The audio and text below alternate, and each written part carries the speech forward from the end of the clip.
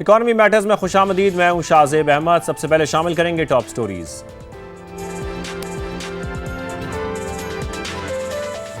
शरह सूद single digit में आने का इम्कान। 4 साल बाद बैंकारी निज़ाम में हुकूमती कर्जों पर शरह सूद सिंगल डिजिट आ गई। ट्रेजरी बिल्स की नीलामी में 691 अरब का कर्ज 10% से कम शरह सूद पर लिया गया। हुकूमत का मुल्क में सरमायाकारी बढ़ाने पर जोर। आइंदा 5 साल में इजाफी रेगुलेटरी ड्यूटी खत्म कर दी जाएगी। वजीर आजम के मुआविन खुसूसी हारून अख्तर की गुफ्तगू। कार्टेल बनाने वाले बैंकों पर 20 करोड़ रुपए जुर्माना बरकरार। कंपटीशन अपीलेट ट्रिब्यूनल ने कमर्शियल बैंकों की अपीलें मुस्तरद कर दी। 18 साल से जेर इल्तवा केस का फैसला सुना दिया गया। और अब कुछ जिक्र गैर मुल्की करेंसियों का। इंटरबैंक में डॉलर की कदर में आज 3 पैसे की कमी देखी गई है, जिसके बाद इसकी कीमत 279 रुपये 87 पैसे पर आ गई है। यूरो के बारे में आपको बताएं तो इसमें भी 61 पैसे की कमी देखी गई है। फिर बरतानवी पाउंड पाकिस्तान रुपए के मुकाबले में 28 पैसे सस्ता हुआ है। बात कर लेते हैं गोल्ड की, सोने की, जिसकी बढ़ती कीमतों को अब ब्रेक लग गई है। फी तोला 800 रुपये की कमी हुई है। कीमत 5,05,562 रुपये पर आ गई है। फिर 10 ग्राम के रेट्स की अगर बात की जाए तो ये भी 686 रुपये की इसमें कमी देखी जा रही है। फिर बात करें इंटरनेशनल मार्केट की तो वहां पर $8 सस्ता होकर $4,832 फी ऑन्स पर डॉलर आपको बताएं कि गोल्ड आ चुका है। आगे बढ़ते हैं। आज के प्रोग्राम में एक दफा फिर हम जिक्र करेंगे बिजनेस कम्युनिटी का। इसमें बढ़ती बेचैनी का, इंडस्ट्रियलिस्ट हो या फिर छोटे ताजर, सभी हुकूमत से एक मुतालबा कर रहे हैं कि अब कुछ करके दिखाया जाए, कोई एक्शन लिया जाए, हमारे मसाइल हल किए जाएं। इंडस्ट्री को चलाने के लिए सॉलिड एक्शन लेना जाना अब बहुत ज़रूरी हो चुका है। जैसे कि हमने देखा है कि पहले FECCI के रहनुमाओं ने प्रेस कॉन्फ्रेंस की, फिर अब टेक्सटाइल सनतकार भी इसी मुतालबे के साथ सामने आ रहे हैं कि अब कुछ करना हुकूमत के लिए बहुत ज़रूरी हो चुका है, वरना बहुत ताख़ीर हो जाएगी। अगर बिजनेस कम्युनिटी के मुतालबात की बात करें, जैसा कि हम मुसलसल सामने ला रहे हैं अपने प्रोग्राम्स में, वो कारोबारी अखराजात में कमी की बात करते हैं। ये कमी अब नागुज़ीर हो चुकी है। वो डिमांड करते हैं कि बिजली गैस के टैरिफ खित्ते के ममालिक के मुकाबले में कम किए जाएं। इसके साथ साथ टैक्सों का जो बर्डन है वो कम किया जाए ताकि इंडस्ट्री चले, रोजगार बढ़े, रोजगार में इजाफा हो और एक्सपोर्ट का टारगेट पूरा किया जा सके। हमारे साथ आज शो में मौजूद होंगे FECCI के रहनुमा SM तनवीर साहब और all Pakistan textile mills association के मरकजी चेयरमैन कामरान अरशद साहब। लेकिन पहले आपको यह खुसूसी रिपोर्ट दिखाते हैं।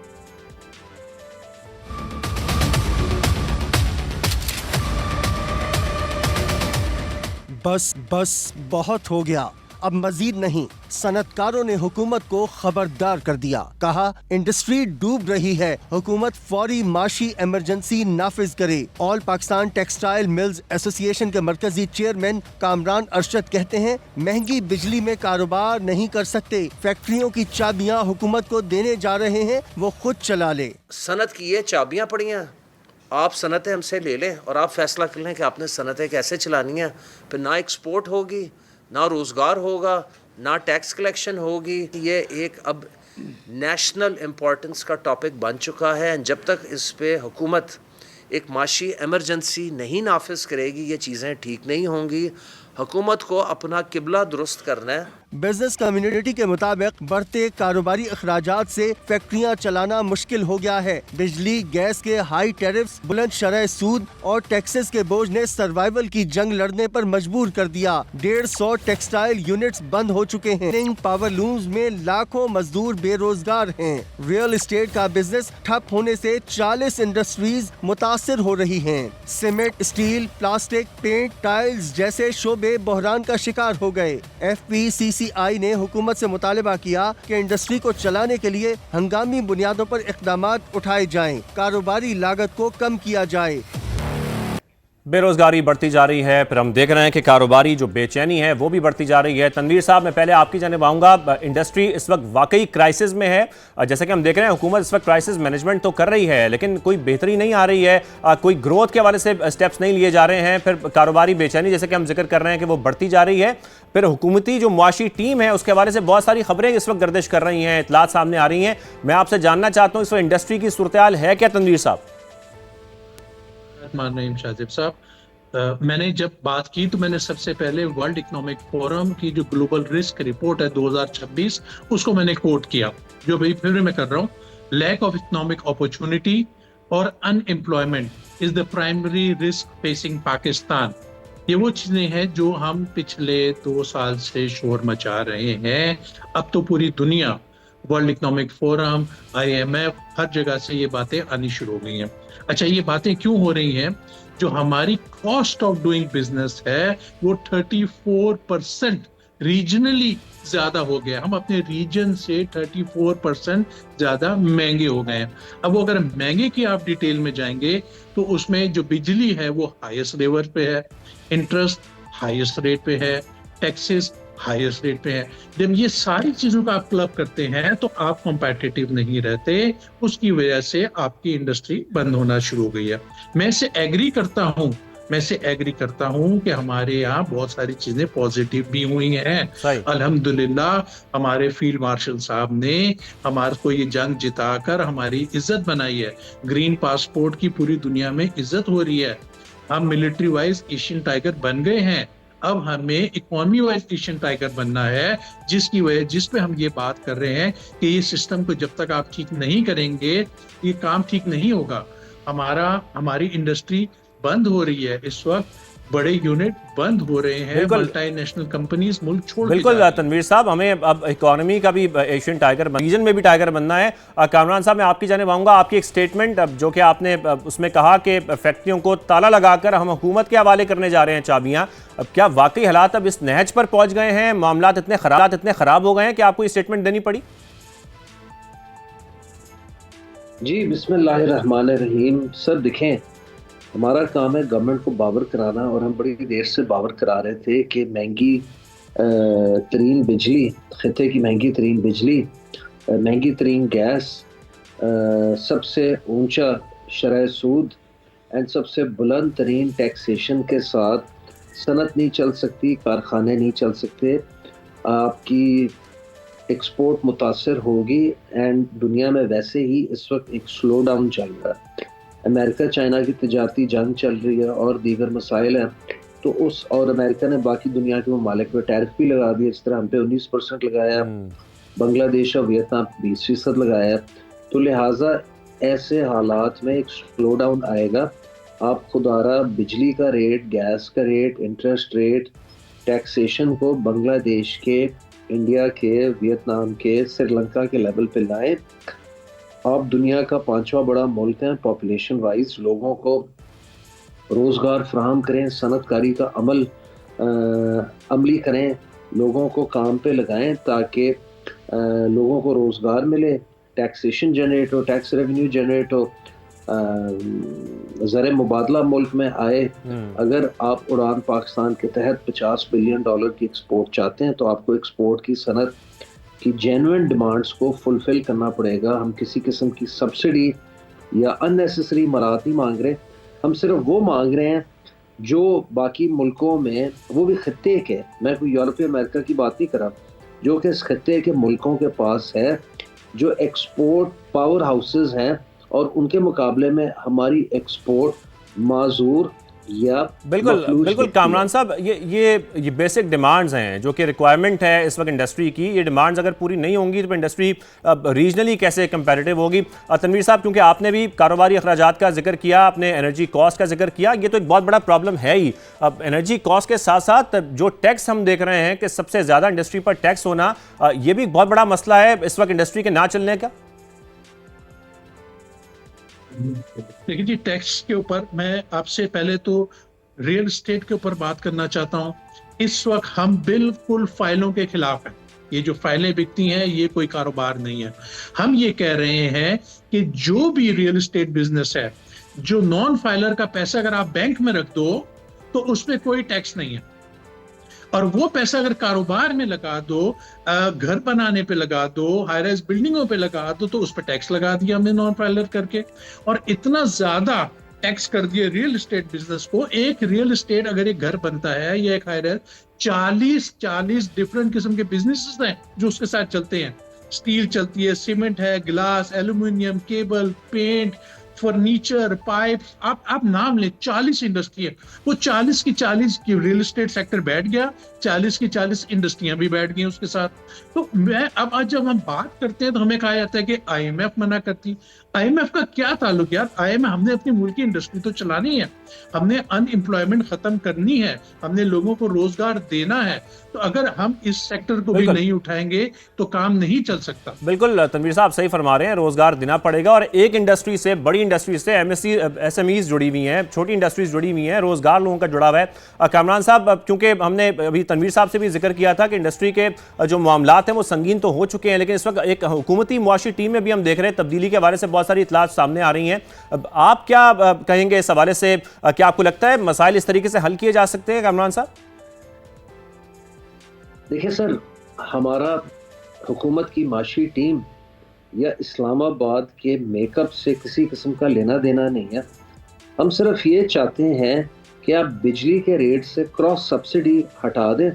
जो डिस्कोज की negligence, theft, transmission distribution losses and दीगर अंडर परफॉर्मिंग डिस्कोज की जो चोरी चकारी होती है, जब आप उसको कॉस्ट ऑफ सप्लाई के अलावा सनती टैरिफ में डालते हैं तो उससे फिर सनत का नुकसान होता है। उसके साथ साथ जिस मुल्क में 43,000 मेगावाट सरप्लस बिजली हो एंड सर्दियों के दिन में 12 से 14,000 मेगावाट चल रही हो एंड आने वाले 5 सालों में 17,000 मेगावाट मजीद आ रहा है, मोमन डैम, दासू डैम, दामिर बादशाह डैम एंड कुछ और थोड़े से डैम्स हैं वो भी आ रहे हैं। तो आपने इस बिजली को लेके किधर जाना है? अगर आप इसको एक regionally competitive and affordable rate पे नहीं बेचेंगे तो ये बिजली का आप करेंगे क्या? लिहाजा हम हुकूमत को ये बावर करा रहे हैं कि नंबर 1, क्रॉस सब्सिडी को ख़त्म किया जाए सनती टैरिफ से, जो कि 103 अरब रुपए है। अगर आप इससे 103 अरब रुपए को ख़त्म कर देते हैं या कहीं और बजट फॉर करते हैं तो 6 से 7 रुपए सनती बिजली कम होती है। डोमेस्टिक सनत, एक्सपोर्ट सनत का पहिया चलता है। दूसरा, दिन के 24 घंटों में से 20 घंटे आप ऑफ पीक टैरिफ चार्ज करते हैं, 4 घंटे पीक टैरिफ चार्ज करते हैं, जिनका 8-9 रुपए का फ़र्क होता है। तो खुदारा ऐसा मुल्क जिसमें आपके पास बिजली सरप्लस हो, वहाँ पे पीक टैरिफ का कॉन्सेप्ट डिफीट हो जाता है, उसका कोई पर्पज़ नहीं रहता।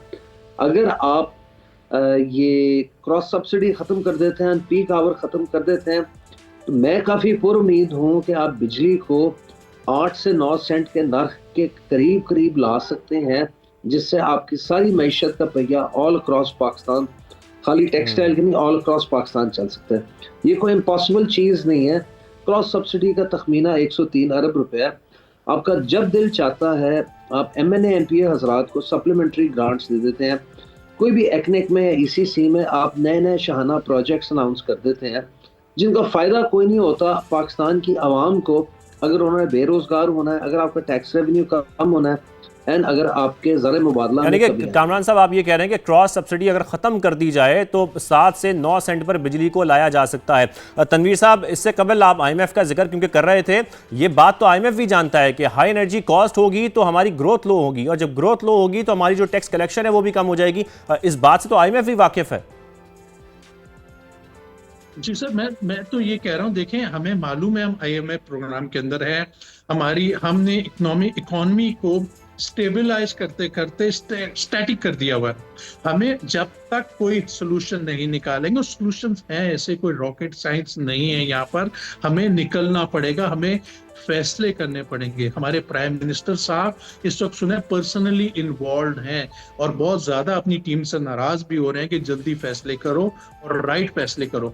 तो बट मैं ये कहता हूँ जितना लेट, जब फैक्ट्री बंद हो जाए ना, तो वो फिर लोहे के रेट पे जाकर माल बिक जाता है फैक्ट्री जो है, तो उसको बंद होने से, जो बंद हो गई तो हो गई, वो तो स्ट्रीप हो गई।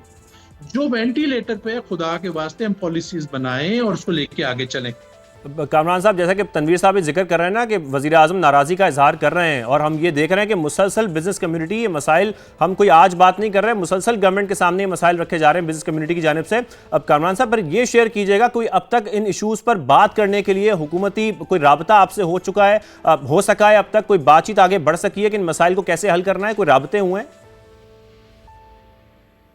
जी, हम पावर मिनिस्ट्री के साथ पिछले 1 महीने से 2-3 दफ़ा मिल चुके हैं और पावर टैरिफ को रैशनलाइज करने के लिए, क्रॉस सब्सिडी को ख़त्म या रिड्यूस करने के लिए हमारे दीगर राउंड्स ऑफ डिस्कशन हो चुके हैं पावर मिनिस्ट्री के साथ। फाइनेंस मिनिस्टर साहब की तरफ से राब्ता किया गया था पिछले हफ्ते, पिछले गुजरे जुमेरात को, कि वो मिलना चाहते हैं डावोस जाने से पहले, लेकिन इतने शॉर्ट नोटिस पे 8-9 बंदों को ऑल ओवर पाकिस्तान, कराची, लाहौर, फैसलाबाद, मुल्तान से इकट्ठा करना मुमकिन नहीं था, जो उन्होंने 24 से 48 घंटे की मोहलत दी थी। लिहाजा जब वो वापस आएंगे डावोस से, फिर हम उम्मीद करते हैं कि इंशाल्लाह उनके पास हम एक वफद लेके जाएंगे अपने सारे इश्यूज और रिक्वायरमेंट्स डिस्कस करने। सही, तो देखते हैं कि इंशाल्लाह क्या बनता है। तनवीर साहब, मैं आपसे भी यही जानना चाहता हूं, क्योंकि आपने जिक्र भी किया वज़ीर आज़म अपनी मुआशी टीम से नाराज़गी का इजहार भी कर रहे हैं। अब आपकी भी हुकूमती अहदेदारों से मुलाकातें होती रहती हैं, मुसलसल मुलाकातें चल भी रही हैं, लेकिन इसके बावजूद कोई रिजल्ट हमें दिखाई नहीं दे रहा है। ये रिजल्ट किस तरीके से निकलेगा तनवीर साहब? सर, मेरी हारून अख्तर खान साहब से मुलाकात हुई। वो बहुत ही ग्रेट इंसान है, इस वक्त इंडस्ट्रियल पॉलिसी पे काम कर रहे हैं वो।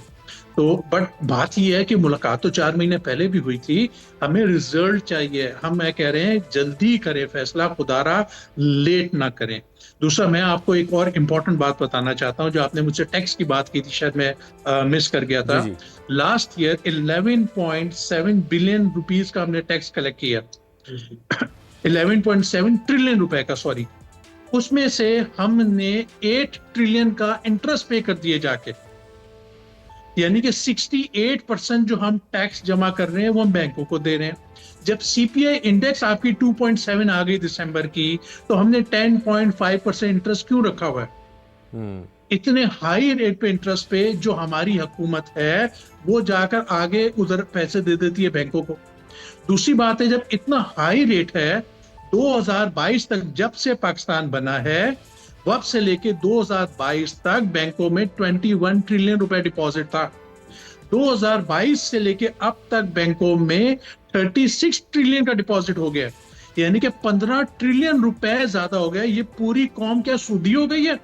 कौम ने पैसा बैंक में लगा दिया है, बैंक में उसको 10% मिल रहा है, काम करने की जरूरत नहीं है। तो ये ना डबल वे में जो इंटरेस्ट हुआ है, एक तो जो कलेक्ट कर रहे हैं हमारे से टैक्स, वो हम जाके हमारी हुकूमत सूद में दे रही है। उसके बाद कौम भी पैसा नहीं लगा रही, वो बैंक में रख के वो घर में उनके पैसे आए थे, वहां कमाना शुरू हो गई है। बिल्कुल बिल्कुल। कामरान साहब, मैं आखिर में अपने पहले सवाल की तरफ आ जाऊंगा कि अगर मामलात ऐसे ही चलते रहे तो फिर जो आपकी जानिब से एक कदम उठाया गया, एक बात कही गई कि फैक्ट्रियों को हम ताले लगा देंगे, हुकूमत को चाबियां दे देंगे, क्या यही वाहिद ऑप्शन रह जाएगी फिर? देखें, हमें पूरा यकीन है कि आप जैसे जर्नलिस्ट सोशल मीडिया के, प्रिंट मीडिया के, इलेक्ट्रॉनिक मीडिया के हमारी आवाज़ बनेंगे एंड हमारी इस मुहिम को, हमारे जायज़ और हक हलाल के मुतालबात को हुकूमती क्वार्टर्स तक पहुंचाएंगे। जब आपकी कलम थक जाएगी एंड हमारे कारखाने बंद हो जाएंगे, फिर उसके बाद आगे का लायमल तय करेंगे। बिल्कुल, इंडस्ट्री चलाना है तो इन मामलात को हल करना पड़ेगा, इन मसाइल को हल करना पड़ेगा ताकि हमारी ग्रोथ बढ़ सके। बहुत शुक्रिया तनवीर साहब और कामरान अरशद साहब, आप दोनों ने हमें शो में ज्वाइन किया और वक्त दिया। आज के लिए इतना ही, इजाज़त दीजिए, अल्लाह हाफ़िज़।